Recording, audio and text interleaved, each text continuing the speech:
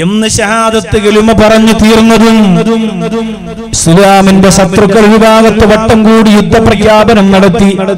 അല്ലാഹുവിന്റെ റസൂലും സഹാബത്തും യുദ്ധത്തിനു വേണ്ടി ഊരിപ്പിടിച്ച വാളുമായിട്ട് ഇറങ്ങിച്ചെല്ലുമ്പോൾ ഈ മനുഷ്യൻ പറയുന്നു, നബിയേ ഞാനും കൂടി യുദ്ധത്തിന് വരട്ടെ റസൂലേ.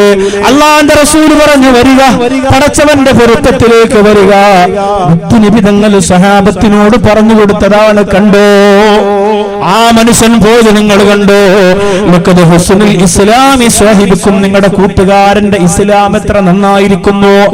ആ മനുഷ്യനാ യുദ്ധത്തിൽ ഷഹീദായി. പ്രിയപ്പെട്ടവരെ, രക്തം ചിന്തിയിട്ട് വിട പറഞ്ഞു കിടന്നപ്പോ അല്ലാഹുവിന്റെ റസൂൽ പറഞ്ഞു, ലം യസ്ജുദു ലില്ലാഹി സജദാ.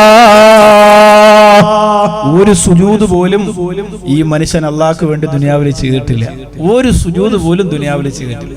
പക്ഷെ സ്വർഗ്ഗമാണ് കിട്ടിയത്. കണ്ടോ? നമ്മൾ ഈമാൻ ഹൃദയത്തിലില്ലാതെ നെറ്റിത്തടം പൊട്ടുന്നവരെ പള്ളിക്കകത്ത് മാർബിളിട്ട് ഇടിച്ചു എന്ന് പറഞ്ഞിട്ട് കാര്യമൊന്നുമില്ല.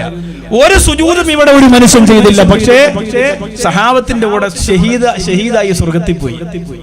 ഒറ്റ സെക്കൻഡ് കൊണ്ട് നടന്ന കാര്യ.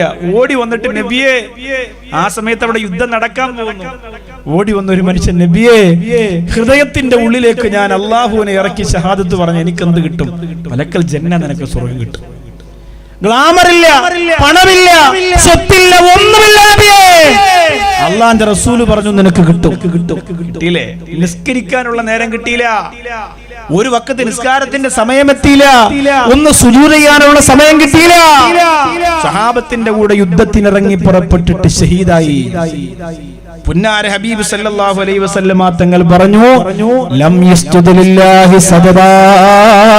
ആ മനുഷ്യൻ ഒരു സുജൂദ് പോലും ചെയ്തിട്ടില്ല. പക്ഷെ അല്ലാഹു ആ മനുഷ്യന്റെ ഹൃദയത്തിൽ നോക്കിയിട്ട് വിജയം കൊടുത്തിരിക്കുകയാണ്. അത്തഖ്വാ ഹുനാ. തഖ്വ എന്ന് പറയുന്നത് ഇവിടെയാണ്, ഇവിടെയാണ്, ഇവിടെയാണ്. സഹാബത്തിനോട് പുന്നാര ഹബീബ് ഹൃദയത്തിൽ അല്ലാഹുവിനെ ഇറക്കി വെക്കുന്ന കാര്യം പറഞ്ഞപ്പോ